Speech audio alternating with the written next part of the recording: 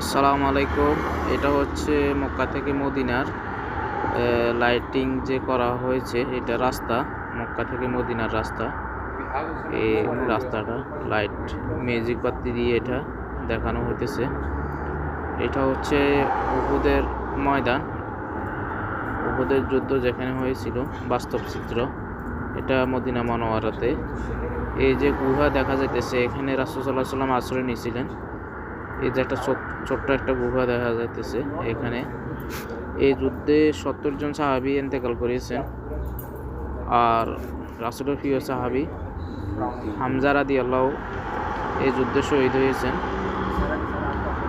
গাফলতির কারণে মুসলমানেরা এই যুদ্ধে পরাজিত হয়েছেন। এই যুদ্ধ থেকে মুসলমানেরা অনেক শিক্ষা গ্রহণ করেছেন। শত্রুপক্ষ পিছন থেকে আক্রমণ করে এই যুদ্ধে।